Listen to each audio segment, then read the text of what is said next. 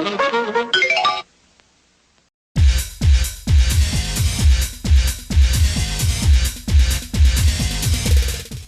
VC, TC Kirkham here, the Kirkham Report. It's early on Saturday morning, the Dr. Pepper kind of morning. Sorry, Robert, couldn't resist. A couple of days ago, I was watching different videos in between all the Eurovision stuff going on, and because I've been pulling my hair out doing all the Eurovision stuff this week, and came across Jenny at B-Sides doing a new 20 questions from Vinyl Dale. I hadn't heard of Vinyl Dale. I went over and checked him out. Man's got 775 subscribers. He started around the same time I did, but I had never heard of him. And so I thought I'd jump in. I went over, checked out a few of his videos. He's cool. He got a cool channel over there. I'll have a link to the original video and his channel in the show notes. But he has 20 questions for the VC. A lot of it has to do with collecting. A lot of it has to do with how you do videos and stuff. And so hopefully they won't be long-winded answers, but I wanted to give honest answers about it. And I figured I'd take this little respite in between all the Eurovision stuff I've been doing to do it. It sounds a lot of fun, and I'll try to give the best answers I can. Hopefully I'll show off just everything about who I am, which most people know anyway if you watch me. So anyway, Vinyl Dale, thank you for the great set of questions, and here we go. Question number 1. In 2 words, describe your record collection or music collection. 2 words. Anything and everything. I collect a little bit of everything. I listen to a little bit of everything. There's very few exceptions. I'm not an opera fan. I don't like really hardcore country. A lot of really spacey metal. But other than that, I listen to everything. Number 2, what formats do you, other than vinyl, do you collect, and the reasons why, and also the reason why you may collect only vinyl?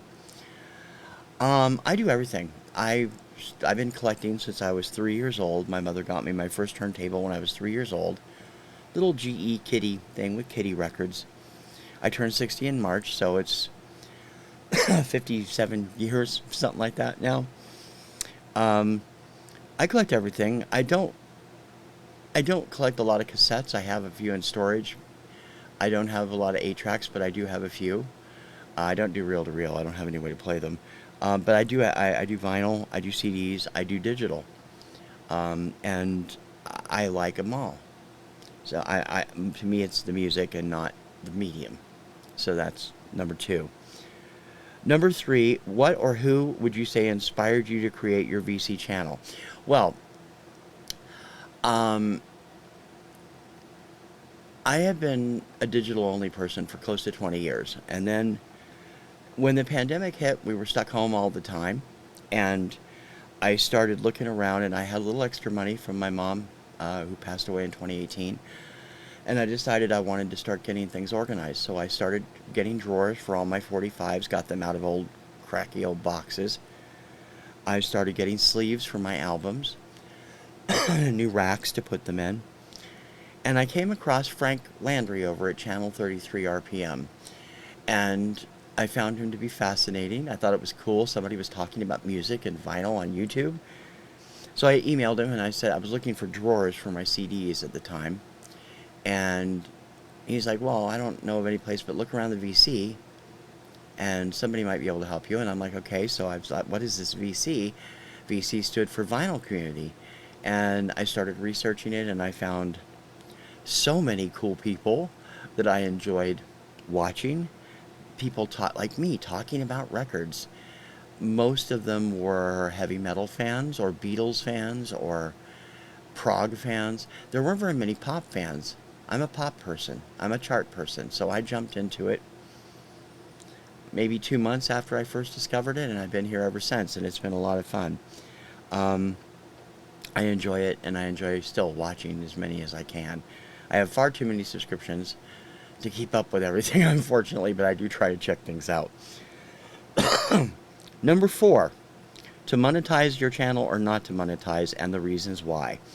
I've explained this on other shows, but I'll say it here again. I don't monetize, and I don't plan on monetizing on YouTube, simply because I use music. And copyrighted music, you can't share with anyway. There is a new sharing program, but you have to have 1,000 subscribers. I'm nowhere near that.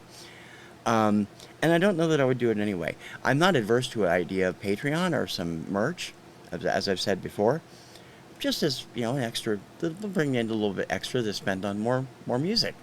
Hey, how bad can that be? But it's not something I'm looking to do for a living. Not really. I enjoy, it's mostly a hobby. Number 5, what's more important to you, subscribers or views? Truthfully, subscribers, because I can connect with people that way. Views are great. I enjoy getting new people, and views are how new people find you, and that's cool too. But subscribers lets me know that there's this group of people out there that liked me enough to subscribe to the channel, even if they don't watch it all the time. And a number of those people's comment. Comments are most important. Jenny actually brought this up too. Comments are more important than anything. People comment, and you get a chance to start a dialogue with them, and you make friends that way. That's how I've made all these new great friends I have in the VC. I've become very close to a lot of people because of that, and it makes it even more fun than it already is. So, what's more important? Comments is first, then subscribers and videos and views. Number 6, digital or analog, which do you listen to the most? And be honest, right now I listen to digital. I have most of my stuff is on the computer, and like I said, I went digital only for 20 years, from 2000 to 2020, pretty much. But I do all of them. I listen to CDs when I have a chance. I have a new CD player for my new computer. I have a new turntable I bought a couple years ago, so I could start taking advantage of all this. I want to start digitizing all of it anyway, eventually. I don't have a choice. I'm in it for the music rather than the medium, and I'm not an audiophile. I don't have to have that pristine needle drop. I'm looking for the sound, the song, the beat. That's just the way I am. Number 7, do you feel the Beatles are far too often spoken about and showcased far too often in VC videos? In a word, yes. I like the Beatles too. Everybody likes the Beatles or certain songs. I'm not the overwhelming fans that say Rachel the Music Man or Mazzy or any of them are. But people are positively obsessed with the Beatles. I never have been. I think it's because I was the next decade. I grew up mostly in the 70s and early 80s. The Beatles were kids who grew up in the 60s and teenagers. That's cool. I have my own things I push like crazy, and so that's but there's way too much Beatles out there sometimes, not all the time. And I mean, let's face it, when Mazzy gets like 40 minutes out of the George Harrison box set, I'm like, what? Number 8, do live streams benefit the VC or do more harm than good? I don't see how they could do either more harm than good. There's no harm or no good to live streams. They're just there. If you enjoy doing them, that's great. If you enjoy watching them, that's great. I do one every 2 weeks with my friend Dawn over at 2 Hip Chicks. We talk about music. I watch their live stream, just called Chick Chat, every Tuesday and Thursday. I watch auctions all the time. I watch vintage stuff. I'm involved on the fringes of the vintage community and on the fringe of the reseller community now. Live streams are cool. I don't have a problem with them, and if that's what you're into, then go for it. A lot of good live streams in the VC. A lot of new podcasts coming up in the VC. I started with podcasting. My wife and I did a movie podcast for years called Subject Cinema, but eventually it's going to be reborn here on YouTube. But so I see everything and I love everything all the way around, and I don't think live streams are any more or less a part of it. So that's cool. Number 9, do you feel you're always honest when you make videos, and are you afraid of speaking your mind on matters and worry about offending others? I try to be polite and friendly, but I'm not afraid to have an opinion, particularly about Eurovision, if you've been watching my Eurovision coverage. Finland. But I try not to insult people. I mean, there are bands I really can't stand that I don't have any patience for, and artists I don't have any patience for. Some of them are quite popular in the VC, and I just tell people they're not my bag, sorry. Nobody's ever gotten mad at me for that. They understand that I like different stuff, and that's what it is. I mean, it's just I try not to hurt anybody's feelings. That would really make me feel terrible if I did that. But um, yeah, I try to be honest, and I make videos that are honest and open and forward, I think, and I give my opinions. I have very opinionated stuff come up on my weekly show, the Kirkham Report, where I deliver news on all kinds of different things, and it all depends on what I'm in the mood for. But yeah, I'm not afraid to speak my opinion. Um, are compilation albums frowned upon in the VC, and why do you think that may or may not be the case? I haven't really noticed it, although people don't generally collect them. I think you'd be hard pressed to find a member of the VC that doesn't have a KTEL album or two in their closet somewhere. Um, I actually collect certain types of compilation albums. I love having label compilations. Like I'm trying to get a whole set of the Warner Brothers Lost Leaders compilations. Um, I have quite a few of them. I had a few of them to begin with, and now I've gotten more of them since I joined the VC. I like label releases with different, promotional stuff. Um, I have tons of greatest hits albums. I don't have a problem with compilation albums. I don't think anybody really does. I think they're a necessary part of the VC. They give you a concise overview of new music or hits or whatever. They may not be talked about a lot, but I think everybody has them, you know? um, Number 11, what do you think of shorts, and what do you think they have to offer exactly? I don't mind shorts. I find some of them quite funny. I find some of them annoying, but I don't watch the annoying ones usually. I am eventually going to start doing shorts just as a promotional tool. I think that's where they're most valuable, because shorts are YouTube's version of TikTok, and if I can get my promos for my shows or my channel into that, and more people see it and it draws more subscribers in, hey, that's great.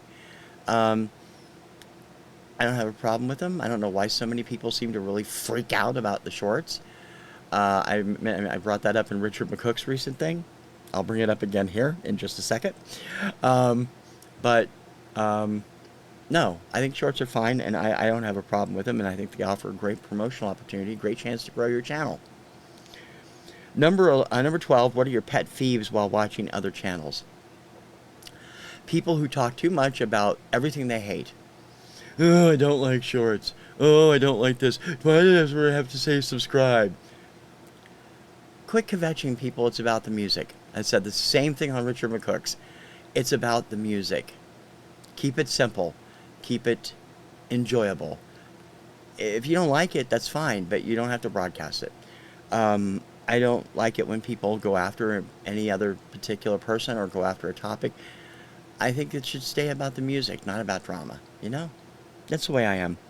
Number 13, if you could only choose one, which would you prefer, British or American music, and why? Pass. You're being an instigator there, Vinyl Dale. I like American music. I like British music. I like African music. I like Australian music. I like Canadian music. I like it all. There it is. Um, Number 14, are you a completionist or a bit of an everything collector? I'm a little bit of both. I collect everything, but when it comes to certain artists, I do try to have complete sets of what I'm interested in. I mean, even my big three, I don't have everything by. Um, if you've been watching this channel for long enough, you know my big three are Carpenters, Def Leppard, and Hanson. I don't have every compilation album out by the Carpenters. I don't have all. I don't go out of the way to find Japanese pressings or German pressings or UK pressings. It's the music again. So if I get them, that's great. But I'm not going to go out of my way unless they've released something that's not been released anywhere else in the world. Then I will occasionally entertain it. Like I said, I don't have all the Carpenters compilation albums. I do have all the original albums except for the newest one. I think I may have bought that on digital. I'm not sure. Def Leppard, I have all the studio albums. I didn't buy one of the live albums, one of the greatest hits albums. I don't have those. but I have most of the other stuff. Hanson, I pretty much have the whole thing. I mean, my boys, I love my boys from Tulsa. I wish I was at Hanson Day this week. I just can't get out there. Um, I I've gone back and purchased all the fan club stuff, all the hard to find stuff. I just got my membership, fan club memberships EP yesterday. Downloaded it because they release it at Hanson Day every year. Um, Certain artists I'll try to be completionist about. I went back and got most of Helen Reddy's stuff. I didn't have all of it when she passed away. I'm sorry for this cough. The Because I love her music and I love her voice, and Donna Summer is the same way. I have had most of her stuff, but I'm still trying to pick up the 2 or 3 things I don't have by her, um, just because I love them. I don't know whether it's a completionist thing in me or not. It's really not, I don't think. Number 15, as a collector, do you find you move your collection around more often than you should or like? And when you do move it, do you actually enjoy moving it or not? I don't move it a lot. I just redid my office, and I am going to redo it one more time when I get rid of a couple more pieces of furniture, and I'm putting a new desk in eventually, but these 3 Kallaxes are finally in places where I can use them comfortably. I can get to everything. All my 45s and CDs are out where I can get them. I haven't been able to do that for years. Um, so I don't. Do I enjoy moving it? No, it's a pain in the ass. I have a lot. I mean, I'll be honest. Since in the time I've been in the VC, I've doubled both my albums and my 45s. In fact, I've almost tripled the albums, and I've more than close to doubled my 45s. Um, Simply because I got back into it with a vengeance when I got back into vinyl collecting, and so it's a pain in the butt to move around. We were having some apartment problems, as I told you everybody on videos in the last couple of weeks, and that's finally out of the way. I'm really glad we wouldn't have had to move, or if there was a major problem, we would have had to go out for a few weeks while they fixed it, because all of this packing this up, oh my God, I would go out of my mind. uh, Number 16, are you a ranker that enjoys ranking? Pit band against bands or albums against albums, or are you not for doing that, and why? I actually do it, but I do it my way. I have a show, which is supposed to be up every Thursday, theoretically, called Rank This. This week it was on Monday, and I ranked this year's Eurovision songs. I usually rank songs by an individual artist in my favorite order. I don't like doing artist versus artist, but I've done, different types of things. Like I've done my top 20 instrumental songs. That's what I usually do because I'm a chart person. I first got really into music when I was 6 or 7 when I found American Top 40. And I found Top 40 radio in general. And so since then I've collected charts of all types. I have most of the Whitburn, Billboard, Cashbox, Record World, Radio and Records, Gavin Report library of books. I have books about charts from radio stations and around the world. I'm a music chart person. So that kind of plays into it. Ranking, top 40.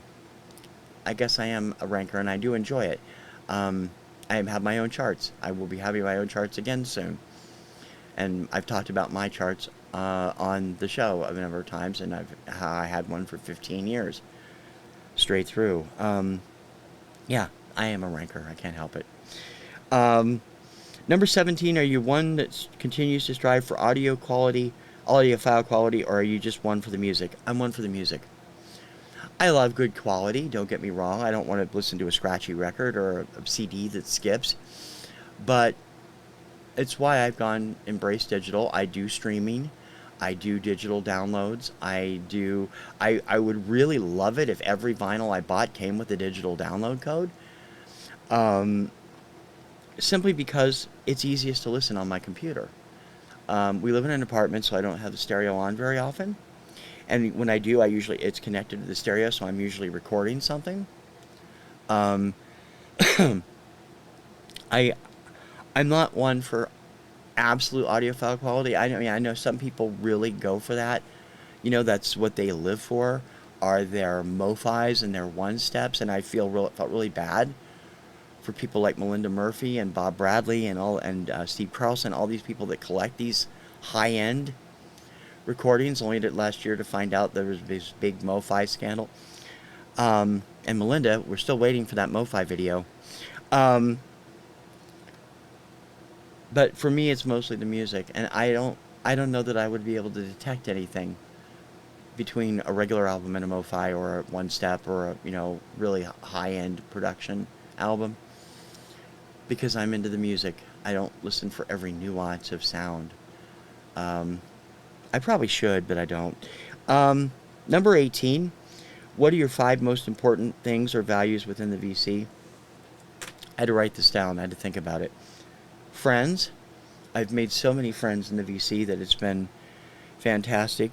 And they're from all diverse walks of life, from Jeff at Calico Silver to Steve at Value Vinyl, to Steve Carlson, to Chris Prophy, Melinda Murphy, Robert Z. I love the friends. I love the conversations I have with them. And conversation is second. That's why comments are important, because it starts conversations. I enjoy having conversations with people about music, and I enjoy it. I mean, we don't always agree, but it's fun. That's what Finding Your Music Mojo is all about. Me and Dawn just kind of going crazy talking about music. Third, sharing music with others. One of my favorite things to do is sharing music with people who haven't heard it or haven't heard it in a long time. That's what the Obscuria Vaults show is all about, every Monday through Friday. I've found I've really gotten into doing that. I hear back from people on it all the time. Wow, I haven't heard this before. Wow, I've never heard this. I want to hear more. That's great. I love that. Also, the adverse is true. I love finding new artists. I was led to a great album by the Beach Boys called L.A. by Chris Prophy. I would have never bought that on my own. I had the single, Good Timin'. I'd heard Here Comes the Night, but I hadn't heard the whole album. It's really good. Steve Carlson, who I adore and I love watching. And hi, Kat, if you're out there. Led me to Michael Christensen, who's a member of the VC and also a recording artist, and I've downloaded and purchased everything he's done. I think he's fantastic. So I love finding new music that way. And finally, I like the fact that I can be myself. I don't expect everybody to watch me because I'm a pop guy. I don't talk about prog. I don't talk about heavy metal. I don't talk about bluegrass. I'm a little bit of everything, and generally I'm a pop person. And the people that watch me, I hope, watch for who I am rather than my music, because I know some people watch me even though they're not into my music. I watch Steve Carlson. I'm not into most of the stuff that he does, but I enjoy his stories about them. I enjoy finding them. I enjoy checking them out. And I hope that's a big part of it, is the ability to be yourself. Even those obnoxious Beatles fans out there. I'm just kidding. Number 19, how well do you know your collection? Do you often find you forget what you have? Do you even know how many records you have, and if so, how many? Thankfully, I have Discogs, so I have over 1,600 albums. I started with almost 600, between 600 and 700 when this started 3 years ago. Have I listened to them all? Not yet. I'm working on it. 45s I do not have all in Discogs, but I have close to, if not more than 3,000. I have always been a 45 person. And over the last year, I have bought so many new 45s from Dawn and Mary and from Adam at Record Crate and a few other places that it's doubled my 45 collection as well. And only the first 4 drawers of this six drawer unit up here, which has 12 drawers in it, only those first 4 drawers and all the stuff I bought in last year are in Discogs, so I still have like 18 more drawers to enter. So I don't know, roughly 3,000. I have about 300 cassettes. They're all in storage. And over 1,000 CDs. I don't know how many for sure. Do I forget what I have? Occasionally. Especially this last couple of years where I've purchased albums 2 or 3 times without realizing I've already bought them. That's kind of annoying. But hey, they'll make good VCLT sometime. But, I do know the majority of my collection and what's in it. And if you tell me something and you say, do you have this? I said I could tell you with 90% clarity, yes, or I think I do, or no. So there you go. Number 20. This is running way too long. Number 20, what do you prefer to label yourself within the community? A content creator, an influencer, a vlogger, a VC member, or a mini celebrity? Content creator, yes, I think I do. I do think of myself that way because I do put my shows together. I was a bit surprised that some people were like, "Oh, I don't want to watch people who think they're TV hosts and blah blah blah." But that's just what makes me comfortable. It's not your bag. That's cool. I appreciate it. You don't have to do it that way. I love watching people just ramble on about music too. Um, I'm not trying to. I'm just trying to be a little bit more professional about the way I do things. Um, and I've always been a video person. Influencer. If it's music, yes, I wouldn't mind being an influencer. But if it's, I don't intend to go out there and say, "Oh wow, try the latest information from Dr. Pepper. It's great. You're gonna go out and buy a ton of it." No, I don't. Screw that. I don't do that. Vlogger, definitely. VC member, definitely. Mini celebrity. I don't even know what that means, dude. Do people know who I am in the VC? Some people do. Yeah. If that makes me a mini celebrity, I guess I am. I don't really think of it that way. I think of myself mostly as a vlogger and a VC member and a content creator. So that would be blogger and VC member first and foremost. Secret bonus question: do you regard your channel within the vinyl community, and is there really such a thing as the vinyl community? I'm a peon inside the vinyl community. Um, I've been here 3 years almost in July, and enjoying it. Um, I have a low subscriber count. I'm under 500, but that's cool with me. People like it, I'd love to get up into the thousands like some of these people do. I'd love to have people watching me, and because the more people watch, the more people correspond, the more friends I can make. Um, yes, there is such a thing as a vinyl community, and you can see it every time something happens to somebody. People really love their fellow VC members. The outpouring of love and support when Steve Carlson's house was flooded and the dam collapsed a few years ago, right before I joined the VC, is amazing. I mean, the people who came to him, who sent him money, who sent him gift cards, who sent him vinyl to replace the collection he lost. That's true love. That's really something. You see that too when people come in and they say, "Oh, I have a family member that could use your help on GoFundMe," or whatever. I'm there. I do stuff like that. You also have people doing fun things like Robert Z's lottery every year. I've been a part of that every year. I've been a part of the VC. I'd love to win someday, but I love giving it too. Um, yeah, there really is such a thing as the vinyl community. And you don't always have to be a vinyl person to do it. Steve Schnee's not a vinyl person. He's a CD person. Calico Silver, Jeff, he's mostly a CD person these days. But they're still part of the vinyl community because they care about music. And that's what it's all about, isn't it? The music in the end. Vinyl Dale is a great channel, and I suggest you go over and check it out. And I hope you've enjoyed this Vinyl Dale. I'm sorry it's so long, but your fault, your questions. And hope to see everybody checking out all the stuff on my channel as well. More Eurovision coverage the rest of the weekend, and things will be back to normal next week. But until then, I'm TC Kirkham, the Kirkham Report. Ciao, baby.